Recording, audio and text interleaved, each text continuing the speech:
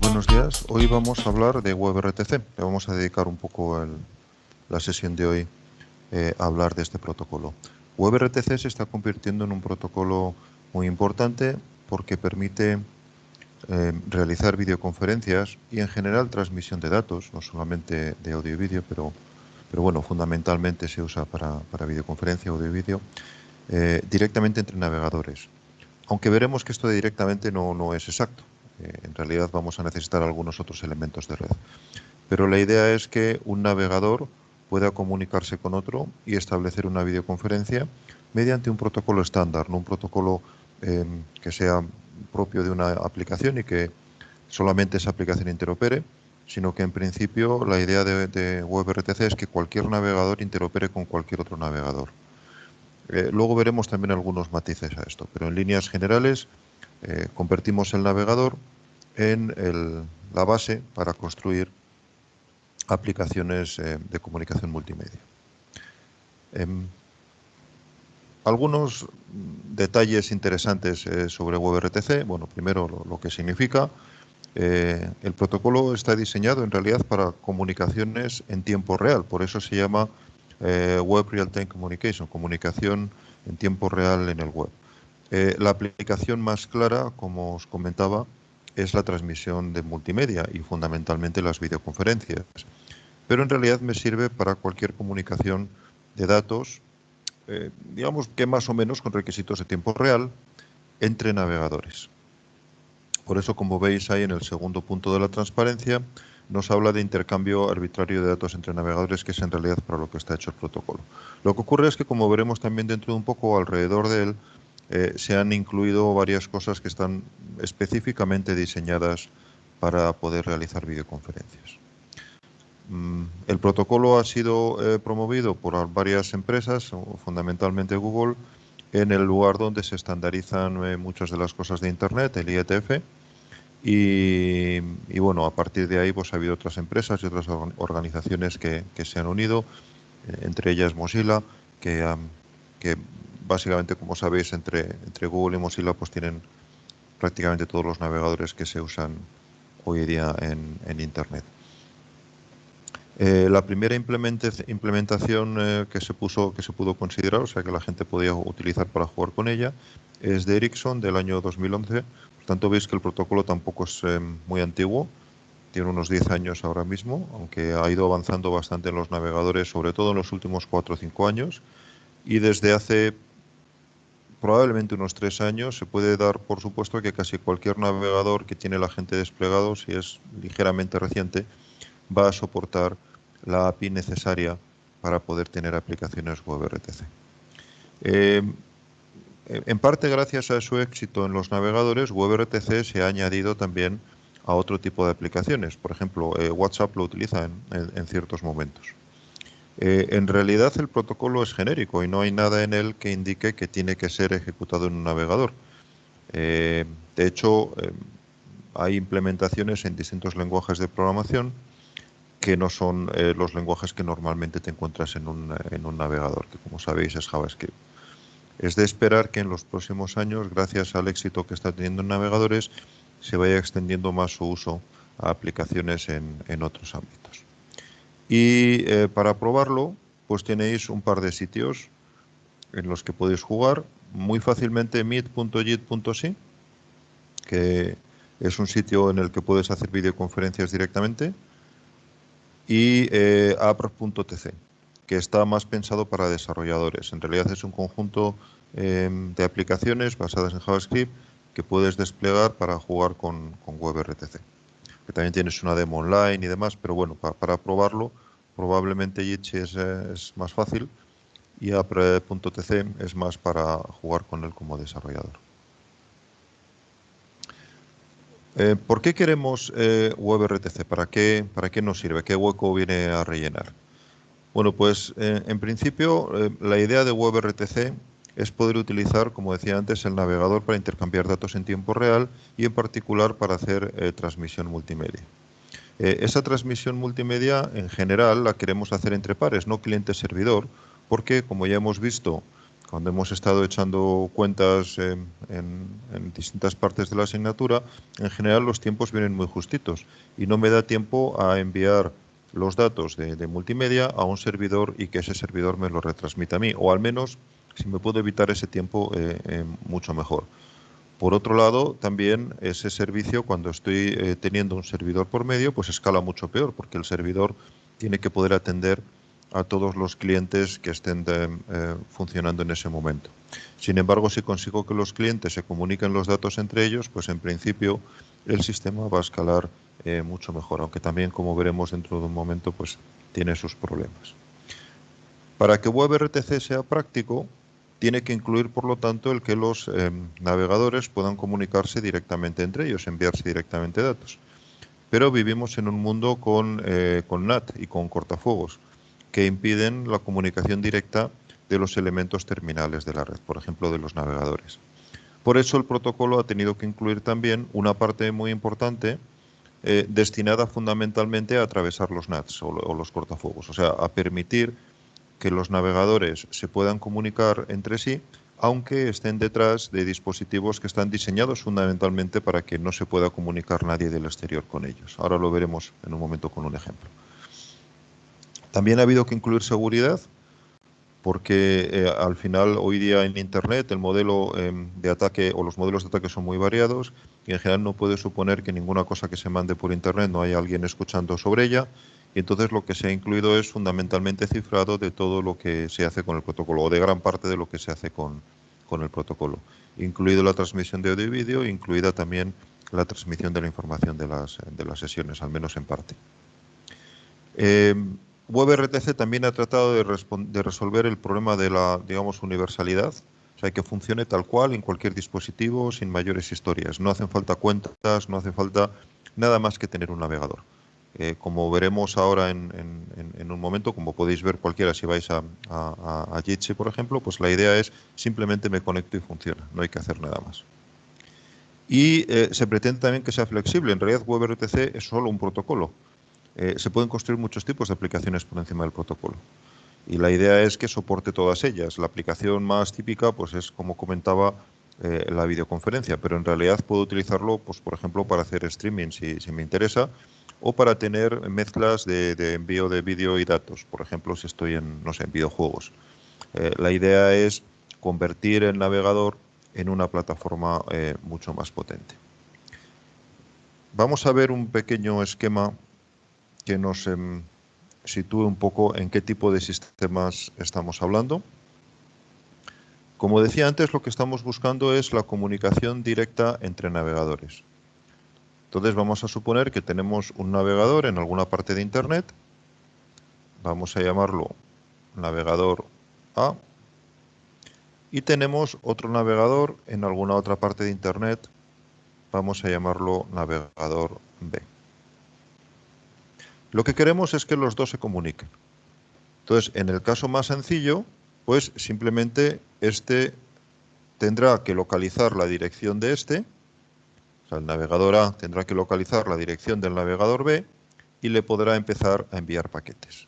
Para eso vamos a necesitar siempre un servidor que llamaremos de señalización. Lo voy a llamar a S señal.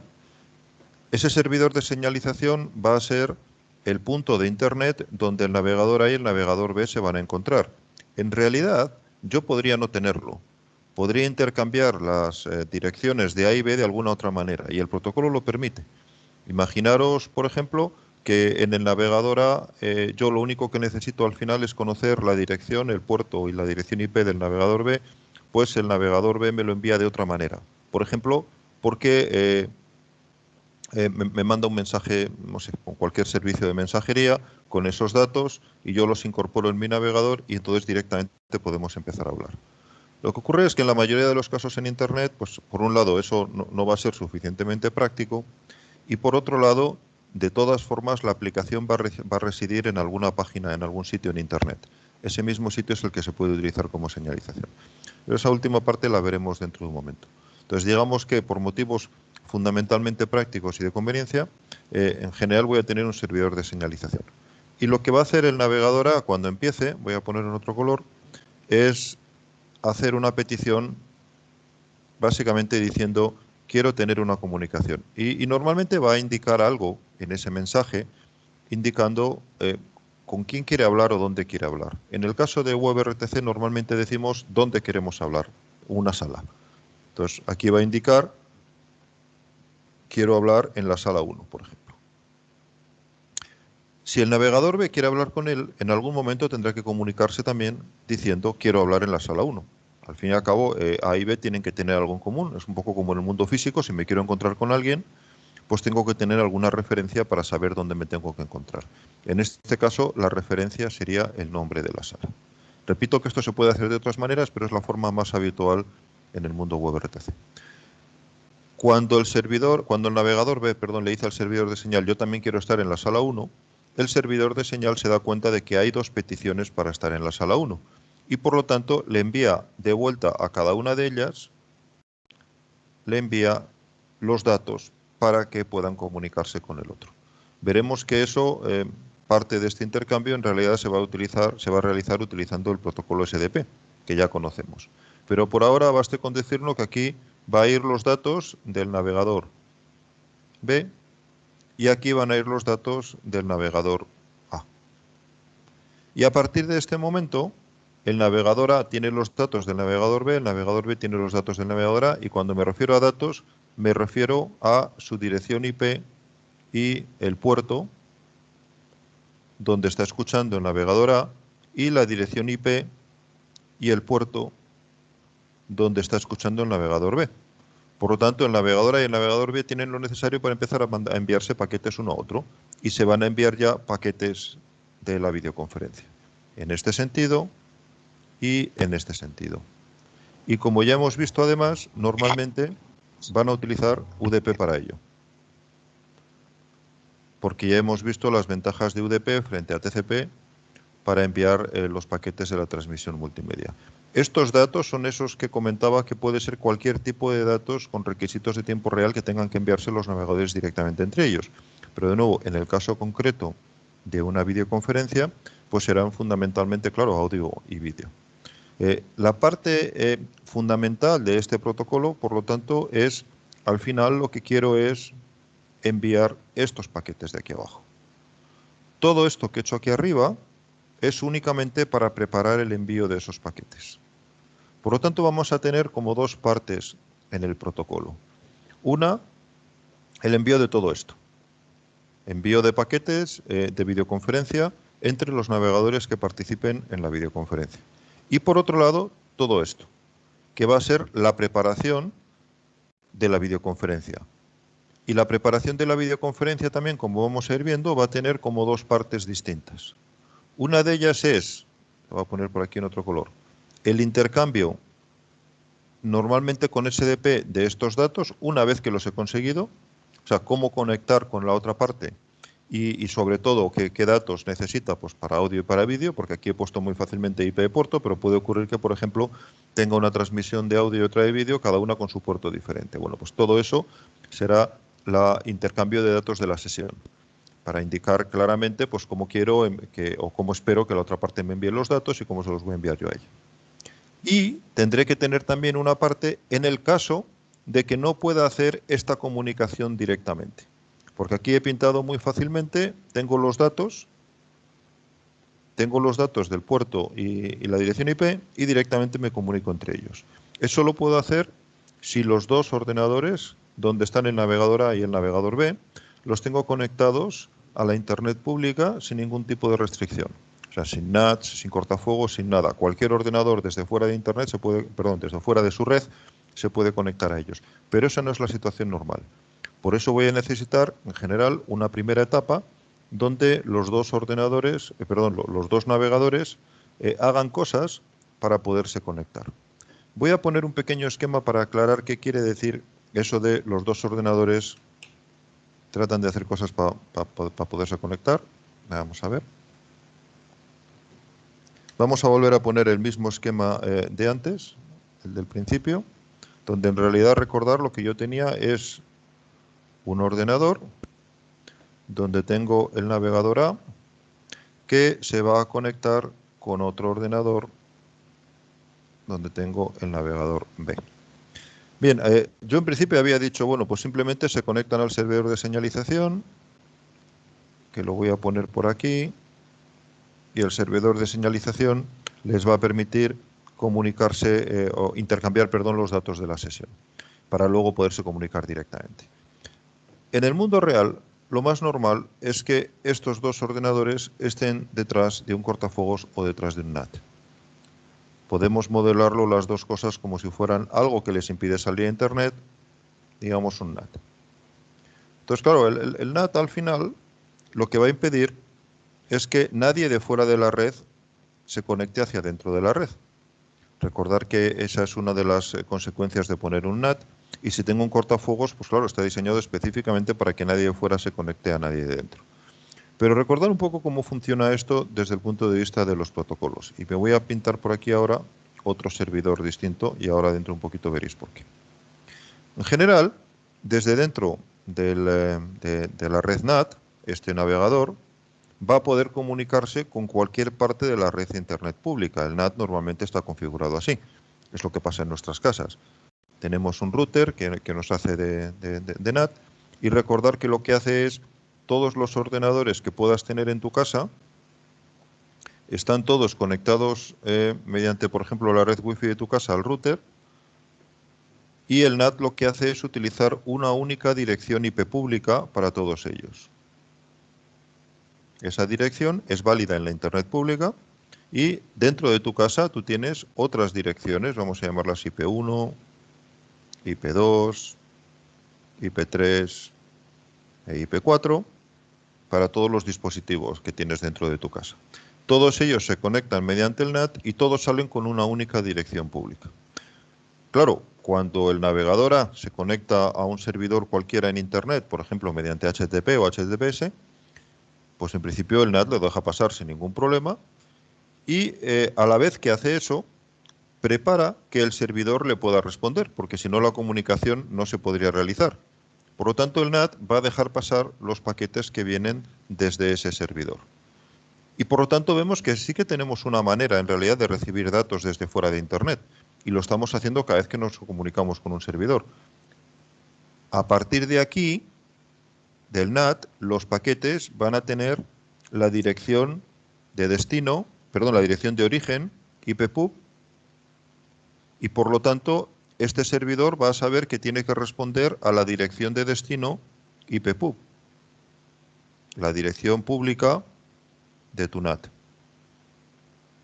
Cuando llegue al NAT, él va a mirar, estos paquetes venían para tal dirección y para tal puerto. Yo sé, porque yo asigné esa dirección y ese puerto, yo sé que esos paquetes vienen del navegador A, por lo tanto los voy a reenviar hacia el navegador A. Así pues, en el NAT, si recordáis un poco de cuando lo habéis visto en redes, en los NATs lo que ocurre es que yo tengo unas tablas donde tengo cosas del estilo: la dirección IP1 en el puerto A, que es una dirección de origen, corresponde con la dirección pública IPPUB, que es siempre la misma, por lo tanto esta normalmente no hace falta mantenerla, port, el puerto X, el que le haya decidido dar el NAT. Lo que quiere decir esto es, cuando un paquete vaya a pasar por el NAT, si viene con esta dirección de origen, yo le voy a poner esta dirección de origen antes de ponerlo en Internet. Y por lo tanto, cuando vaya navegando por Internet, irá navegando con esta dirección de origen. Cuando un servidor de Internet responda a estos paquetes, va a poner como dirección de destino lo que le llegó a él como dirección de origen. O sea, la dirección de destino ahora será IPPUB, port X, el que sea. Y esto llega al NAT. El NAT ahora va a mirar en su tabla y va a ver, esta dirección IP pública, por supuesto es la mía, por lo tanto acepto el paquete, y a este puerto X yo le había asignado esta dirección IP y este puerto A. Por lo tanto voy a hacer lo mismo. Y coge el paquete, la dirección de destino, recordar que esto era la dirección de origen del paquete, y esto lo convertía en la dirección de origen del paquete. Esto es la dirección de destino con la que me está respondiendo un servidor de Internet y lo voy a transformar en la dirección de destino que tengo apuntado, que el NAT ha apuntado en su tabla. IP1 port A. Y lo mete en la red local. Daros cuenta también de esta diferencia. El NAT está aquí en medio. Por lo tanto, de aquí hacia la izquierda tengo mi red local. Y de aquí para la derecha tengo la Internet pública, la Internet, entre comillas, de verdad. ¿Vale? Este es el trabajo del NAT. ¿Qué es lo que quiere decir esto? Pues que, en principio, hay algunos paquetes de Internet que van a poder entrar, que son los que primero los protocolos del NAT, o más bien el trabajo del NAT, ha apuntado en esa tabla para que puedan entrar hacia la izquierda, digamos, hacia mi red local. Pero ningún otro paquete en principio va a pasar. Si viniera aquí un paquete con una dirección IP pública correcta, pero con un puerto diferente que no ha visto nunca el NAT, ese paquete va a ser rechazado y no va a poder pasar del NAT hacia la izquierda. ¿Qué quiere decir esto? Pues daros cuenta de que tiene dos consecuencias. La primera, el navegador A no conoce su dirección IP. Conoce su dirección IP local, por supuesto, pero no conoce la dirección IP pública que le está poniendo el NAT. Por lo tanto, el navegador A, aunque puede contactar con el servidor de señal, no puede decirle, oye, esta es mi dirección.